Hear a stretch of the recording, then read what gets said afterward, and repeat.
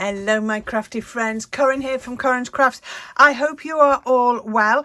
You're joining me from my craft room once again. It is a little bit tidier, not that you can see it at the moment. But yes, I have been busy making some more Christmas cards. I hope you like this.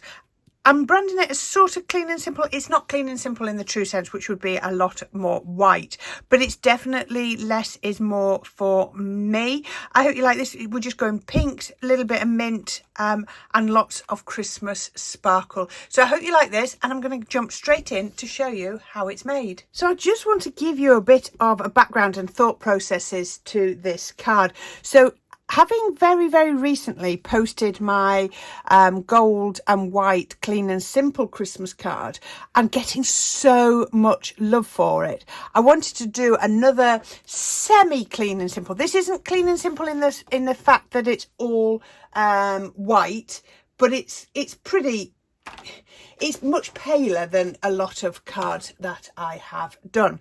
So I've taken a piece of card, and I really should start writing on, about 5 inches by 6.5 if I remember rightly. Yep, and it's just a 350 GSM regular cardstock, and I'm going to pop it into my box. Now, when I did my clean and simple one recently, I used my Cadence Shake and Gilt. Again, I didn't spray it.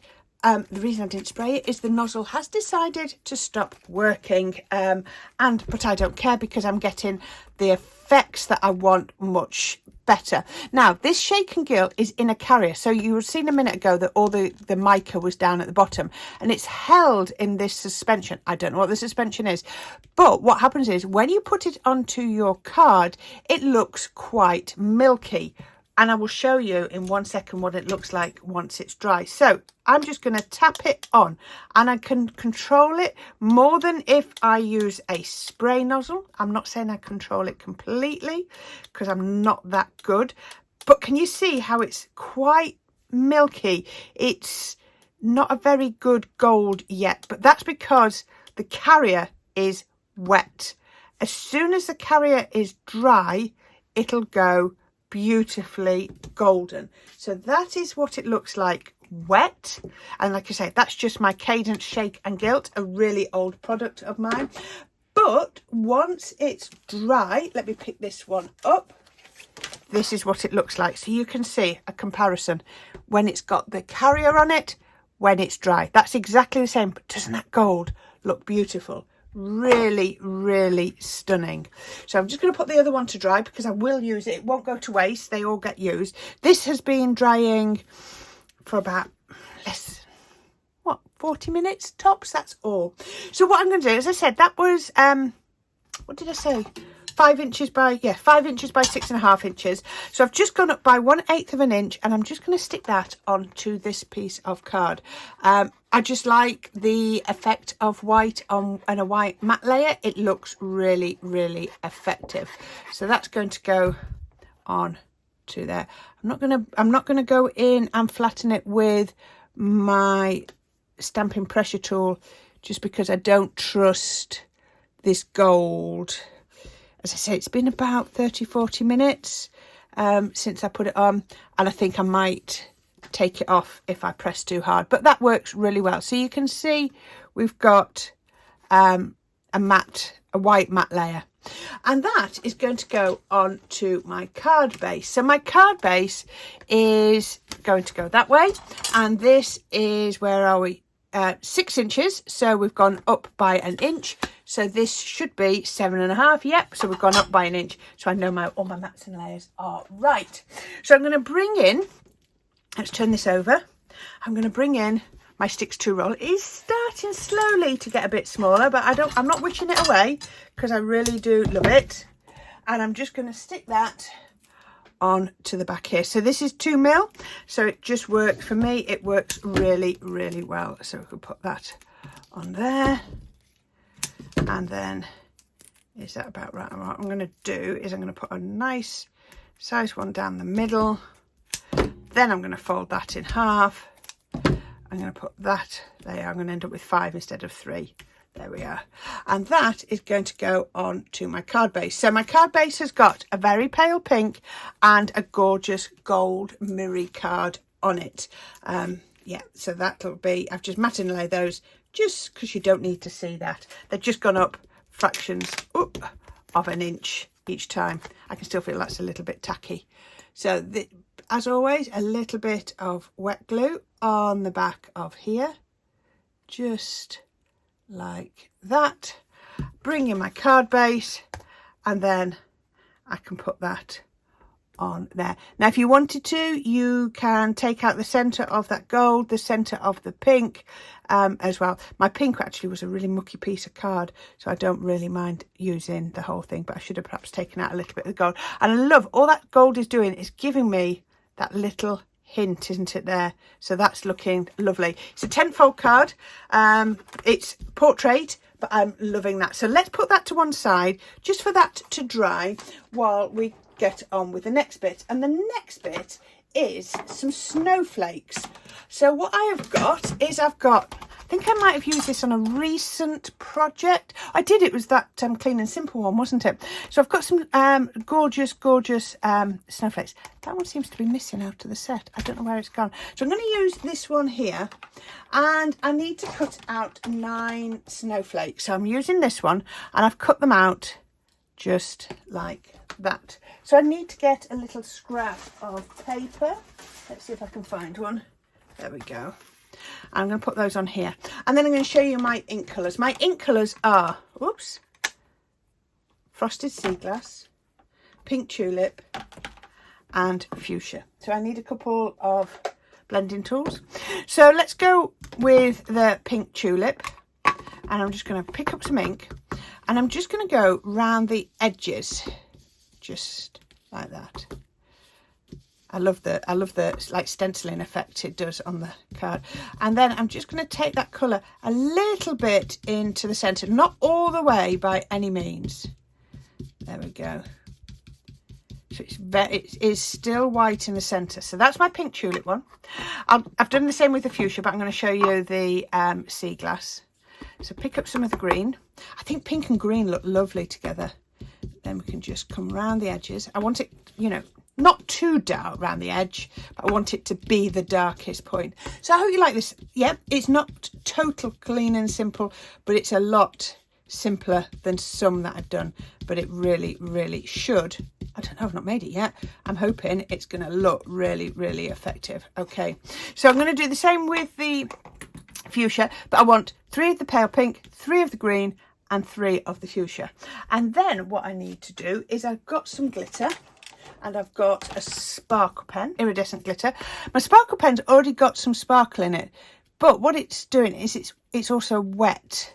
So I'm just going to, oh, I've just broken that one. Pretend I haven't broken that one. That's by wetting it. And then what I'm going to do, it's a good job I've got some already made, isn't it? I'm going to grab my tweezers, and while that's nice and wet, I'm just going to dunk it in to there. I often find I have to make spares because things like this happen. We get casualties along the way. Now, I know I've not used a glue, but I don't want a heavy glitter. I just want a very sparkle. So that's what we do without them being broken, like that. And here are the ones that I've got ready. So you can see those are my pale pink. Yeah, you can see that. Look, I had to make a spare one here of my fuchsia pink because I broke that one too. There we are. So I've got 3 sea glass, 3 pale pink, 3 fuchsia pink. So let's just tip them out. And again, you can see the glitter is just more of a hint of glitter. So I'm going to put the pale pink over this side. I don't want to accidentally mix my pale pinks up with my darker pinks. Oh, like that. Look, that's what I've done. That's a fuchsia one. That's a pale pink one. There we go. So I'm going to bring my card in, and I'm not going to put glue anything down for a few minutes. So what I'm going to do is I'm going to position these. Let's put these like this. And as I said on a previous project, I will start at both at the outsides so that I can get those positions right, and then the middle one should sit right as it is. So they can be quite close, but not too close. There we go. Then I'm going to go down with the green. I think I've started too low. I might have to honk these up a little bit. But that's why we always lay things out before we stick anything down. It's a bit like in DIY, measure twice, cut once. These I want to, this is definitely too low. So isn't this pretty? So let's lift that up a little bit. It's not going to have to go up a lot. Actually, if I spin those round that way, how does that look? Does it fit on there? It fits widthways, doesn't it? And that makes them wider than they're taller. That's going to work better.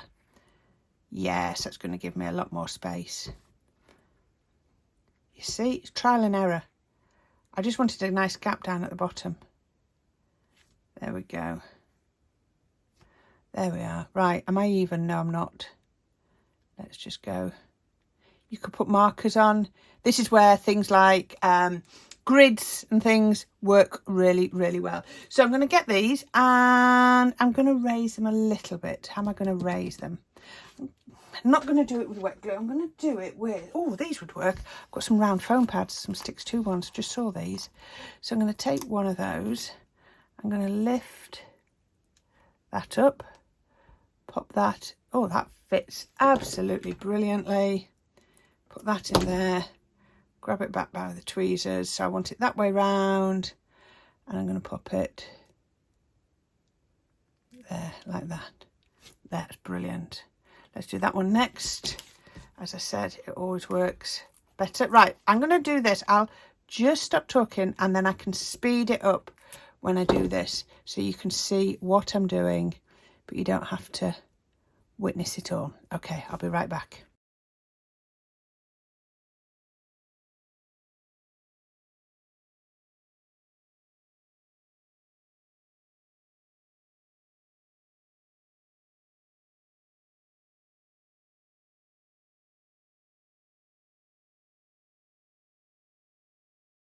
Okay, so there we are. And I've just noticed that most of my glitter has come off, but I've still got that hint of glitter, which is what I wanted. Okay, so the next thing I've done is I've cut a piece of gold twine and I'm just going to do roughly a bow with this. Very, very rough. It doesn't even have to be even, but I just need to be able to center it.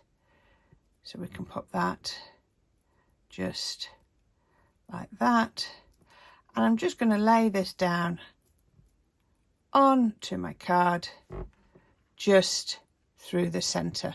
Let's try and shape that. I probably could have done with getting my hot glue gun out for this, but I haven't. So let's go like that, I think. And then the other thing I've done is I have stamped winter wishes onto a piece of card, and then I've just by hand, because nothing fancy, I've just cut a couple of tails into there. So all I'm going to do is I'm going to get this and I'm going to put, I've picked up the wrong one again, haven't I? I need to unblock that one. It's this one. Dear me. Put a bit of wet glue on there to hold that. So that can be, and that's another good reason for having the foam pads behind, is because it allows me to actually put a bit of pressure on. And then I'm going to put wet glue along here and along here. Just going to put a little bit on there, more to hold it down. And then, no, that needs a bit more height to make it even. That's nowhere near high enough. It's got to go over that knot. And then that can go over the center, just there we go. And the final little bit, oh, have I got, there we are, I've got a spare little bit there, is I'm just going to get a couple of little gold gems, just dot these around here like this, just because I can. That's 4. Let's do a 5th one. Where's my 5th one going to go? No, it's going to go out there. There we go. And that, it's not quite clean and simple because it's not just white and maybe a little bit of an accent colour, but it's still definitely a much paler card. There you go. I hope you like that.